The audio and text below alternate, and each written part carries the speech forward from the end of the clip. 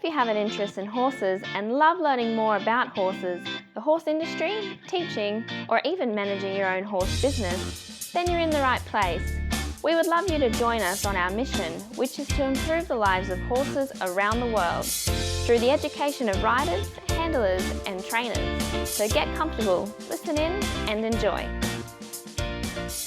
This is another of our popular Listener's Choice interviews, which we're playing over the weekend. We've chosen the most popular interviews for you to select the Listener's Choice winner. If you're not sure how the Listener's Choice competition works, have a look at horsechats.com/choice for the rules and the leaderboard. Today I'd like to introduce Brook Dobbin. Brook's a show jumper rider, trainer and coach. He's currently competing and has been for the last 20 years at World Cup show jumping level. He's located at Glenwood Park in Yarra Glen, Victoria, and also does some work with racehorses and rehabilitation horses. How are you today, Brook? I'm very good, Glenys. Good. Brook, we normally start off with an inspirational quote or a quote that you often use when you're teaching. Have you got one you can share with us? The one I live by quite a lot, not so much that I use it in my teaching, but one that I live by myself for my competition is an old Japanese proverb of fall down 7, stand up 8, because as we know, the horse world, we always have ups and downs, and it's basically a quote to never give up, keep working harder, and no matter how many times you get knocked down, go again, because it'll only get better. Yep, that's good, and I think each time you get back up with just that little bit more strength as well. That's correct. Yeah. Brook, we've got a lot of people come from different backgrounds, so I'm interested to know how you started with horses and what your first memories are. My first memories are where I grew up in a small coastal town in East Gippsland, Victoria, of Malakuta. I was about 11 years old when I first got put on a horse. My first ride, I actually got bucked off and broke my arm. So that is my first memory of first ride, break my arm. And it just started from there. We moved back to Melbourne. Some friends of my mother's gave her a horse at the time and she didn't want to ride. And I sort of thought it seemed like a good idea at the time, and it devolved into a whole lifestyle choice. It's funny, isn't it? I'm just thinking about, your quote that you used about falling down 7 times and getting back up 8. Did you have that in mind when you got bucked off and you thought you'd get back on again? Look, I'm not sure I had it in mind back then when I was 11 years old, but I have often wondered to myself whether I was extremely, well, let's say for lack of a better term, stupid, or just that I had a real desire to ride. But if I've broken my arm on the first ride and I still want to ride horses after that, there's got to be something in it for me. And Brook, you're really a show jumping specialist. Have you done anything else in any other disciplines, or you've just always wanted to do show jumping, or what brought you along those lines? Look, it's always mainly been show jumping. I have evented a little bit. I have done dressage a little bit. I did the pony club thing, do games and different sports like that. But show jumping has definitely been my passion from a very early age, and it's sort of always where I wanted to go. Okay. And being a professional in the horse industry, you'd see other people coming in that would like to be in the horse industry. What sort of advice would you give them, or what sort of character traits are you looking at for them to have? It's two-parted in this industry. It is an awesome industry with some awesome people around. You have to be prepared to work harder than you can possibly imagine to make it successful. If there's daylight hours, you're doing something. If there's a way you can improve yourself or your training, or you're trying to reach that goal, there's never a complacent time where you can just sit back and be happy with where you're at. You're always striving for the next goal on your journey. Mm-hmm. Okay, that's probably good advice for someone who thinks that it's going to be a bit cushy and, all they're going to do all day is just pat horses and ride horses. It's not quite like that, is it? Yeah, look, I mean, it's very nice when we're at a show and we're at one of our elite shows and it looks all very fancy and we're riding nice horses and competing in the ring, but the amount of hours and time that goes into actually achieving to get that horse to that level, to that show, rain, hail, hot weather, dust, whatever, you've got to go through all the hard times before you can possibly think about having the good times. Now, thinking about, the hard times, the good times, people that you've learned from, Who are the main people, or who can you think of that's influenced you within your career? Look, there's a couple of people that have probably come to mind. First of all, one of my first coaches was a lady that now helps with sports psychology a lot, called Lisa Stevens. So Lisa Stevens was my first show jumping coach from where I used to live. She was not only a great coach, but so involved with the sports psychology side, she kept you grounded and enabled you to work out where you wanted to go and how you were going to get there. The second person would be Brendan Page, who is now deceased, but he taught me a lot about handling and competing stallions, and the first purpose-bred horses that I rode were his. In recent years, two people stand out in my mind, Michelle Lang and Jamie Coleman, both show jumping specialist people. Both still help me to this time and both still offer me invaluable advice right up to today. Mm-hmm, mm-hmm. I was going to say, Jamie's been a guest on our show, and I'm sure if people want to listen to his interview, they'll be able to do that. Just search for Jamie Coleman on the search page. What about horses that have influenced you, Brooke? There's a couple that stand out. Probably one that stood out, probably more than the others, was a horse called Advisor that I had. He actually won many World Cups and won the World Cup League here in Australia, represented Australia 3 times on a Trans-Tasman team. He was probably my most influential horse I've owned. Beyond that, I was lucky enough to be able to take a couple of stallions back from Australia to compete through Europe at places like Hickstead. Yep. So those sorts of things were pretty amazing to be able to do. Okay. You've had a lot of proud moments, I'm sure. You know, you've ridden at a high level, you're competing quite a few horses. What's been your proudest moment? Look, it's a few that stand out. As I said, winning the World Cup League here in Australasia was certainly one of my better achievements. I won a 160 Grand Prix at Hickstead, which is a 4-star show in England, and there are 30,000 people watching live there on the grounds, and the atmosphere just becomes electric. So that also is something that I think about and strive to be able to do again. Wait, can you hear anything? No? That's because we're waiting for someone with a good quality horse product to be advertised here. If that's you, then contact us, horsechats@horsechats.com, and we'll send you the details. Thanks.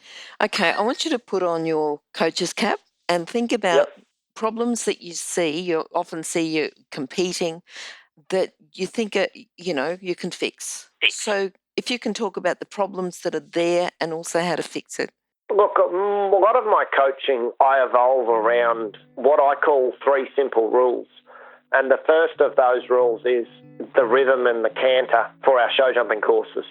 It's got to be a consistent, even tempo. It's got to be a 12-foot stride, because no matter where you are in the world, the courses are built on 12-foot distances. My second rule is talking about the rider's upper body, because quite often you see people adapting different positions over the fence or before the fence, which will adversely affect the way a horse jumps. Yep. So I talk about my upper body being an open chest and keep your chin up, keep your hands a little taller. But the third rule I really coach by is using your eyes early. If we're not watching where we're going, the horse has got no direction. If we're not watching where we're going, we can't actually see a good distance to the next fence. So it's always, I teach everyone that comes to me for lessons about the canter, the body and the eyes. Okay, now is this for the more beginner, the more novice riders, and also the more experienced riders? They're the main things. Very much so, yeah. I teach people right through to an eventing gold medalist at the moment. You know, back to your basic people. It's a constant, what do we call it? It doesn't matter whether you're at a low level or a high level. It is really about a repetition is the way we learn, and a constant. God, I keep getting lost for words. It's sort of hard to put it into words. But, it doesn't matter whether you're a beginner or you're a seasoned competitor. It's just someone with eyes on the ground that can remind you of a few basics to keep you going and improve the position of where you're at. Okay. All right. Now thinking about now the rehabilitation of horses. When horses come to you to be rehabilitated, what sort of problems do you see that they've had that you work with the horses, and how are you going to fix them? Yeah. Well, we have two different types of rehabilitation that we run here. One, surgical tendons, ligament problems, back problems that we run through a specialist program with a state-of-the-art treadmill. Mm-hmm. The other rehabilitation side is obviously an educational side for the horse's mind, coming off the track or coming from a bad owner or a bad rider. Each case is so individual. There's no set guidelines as to why we approach things. I just believe that you sort of learn as you've been in the horses long enough that when you get a certain problem, you just try it a certain way, but there's no set answer. Every horse is different and they can even change from day to day. So there's no set answers of how you approach a certain problem. It's just basically reading where they're at and how they're going to behave if you put certain pressure on them. Okay. Have you got a case study or something that you can tell me about a horse that you have rehabilitated that you've, quite proud of, or you feel's come a long way? Look, we do quite a bit of flat work, education, dressage sort of work on many of some high-quality racehorses, trying to relax their brains so they can use their ability more on the track, like teaching them how to canter a lot more balanced, being able to do a flying change so they're not coming around a corner disunited, that sort of thing. So, that's one big part of the work we do is with current racehorses, trying to give them a little bit more balance and education. But, we've also brought on, one of the ones I can remember as a thoroughbred that I got off the track that went on to be named on a short list for the Sydney Olympics. So, that's a whole different side of it again, because you're working down a path to try and educate them for the sport you're involved in, not educating for the sport that the horse is involved in, if that makes sense. All right. Yeah. So you're rehabilitating horses when they're off the track to go on and become competition performance horses, but you're also rehabilitating race horses to go back and continue to train on the track. Is that right? That's correct, yeah. Yep. It is definitely a very two-part thing depending on where the horse is headed themselves. Okay, that's good news for performance people that are looking for horses, and also good news for racehorse people who know that. And a lot of people have horses, but also have racehorses, and they might know that there's something wrong, not be in the position to be able to fix it, but that now that they know that you're around, they can contact you anyway. Yeah. Yeah, some of Melbourne's and I'm sure Australia's leading trainers are actually seeing a lot different paths for their very good horses these days. And it does involve a lot more flat work and dressage and communication work on the arenas at places like ours to be able to teach a horse how to move and how to balance more correct to be able to do its job racing. Yes. I think there's a lot more awareness now with racehorses and what can be done with them within their training. It's not just a matter of getting them fit, but there is some training that's involved as well. Very much so. Yeah. Brooke, what does your future hold? In the short term, we have a great selection of horses going at the moment. So watching them improve, hoping that we find the next superstar in one of the ones we have at the moment. Long term, we want to be able to get back overseas, represent Australia, possibly compete at the Olympics or the World Equestrian Games. All of our goals are probably very similar to most riders. I feel we're in a great position where we are in life at the moment to see some of these goals be achieved. Have you got any young horses that you want to tell us about? Look, we have. I'm lucky enough to ride for a very big stud, a sport horse stud that's in New Zealand, but is consistently sending me new young ones to try out, that sort of thing. We have 7 horses that probably stand out at the moment, but, they're at stages at 130, 140 level. I have 2 stallions at the moment, one that's my World Cup horse at the moment, and then one that's only a 6-year-old but jumping 140. It's sort of a bit hard to tell which one of them is going to make the mark. They all show extreme talent, rideability. It's a matter of time to work out which, if any, or if more than one, will actually make the grade when it comes to it. Okay. And I'm sure that they're in great hands being able to do that.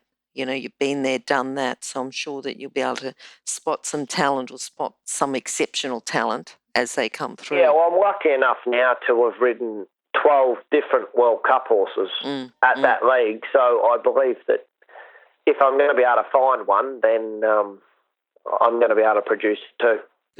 Good.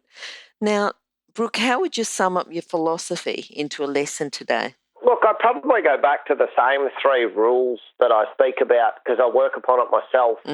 About the canter and the body and the eyes. It is a massive part of what I do for myself and the way I teach. I don't believe in using tricks or confusing people. I believe in giving them confidence, but trying to keep it simple at the same time whilst I'm helping them improve to get to their goals to where they want to be. Okay, good. And what about if people need to contact you? What's your best contact? Either mobile. My mobile is 0418 587735. Email is just glenwoodpark@bigpond.com. Either of those 2 ways, you can easily get hold of me. If anyone has any questions or wants advice, or we buy and sell horses, we can find horses for people. We're not limited to any one thing in the horse world. We're very open to doing all sorts of different things and open to new adventures. Wonderful. Okay then, Brook. And also too, if people do need to contact you and they've missed those details, we can just go to horsechats.com/Brook Dobbin. Thanks very much for your time today, Brook. It's been great talking to you. I'm sure that people are going to be thinking about the canter, the body and their eyes as they're warming up, preparing to jump and also jump. So that's a great lesson to take away. Thanks very much. Thanks, Dennis. Now, if you're still there, you probably know that I'm absolutely passionate about education within the horse industry. That's why I host this podcast. My other venture is Online Horse College. Have a look now at onlinehorsecollege.com and I'll see you over there. Remember that our comments and instructions are general in nature and do not take into consideration your individual horses or your individual ability and circumstances. If you enjoyed this podcast, then please leave your comment below.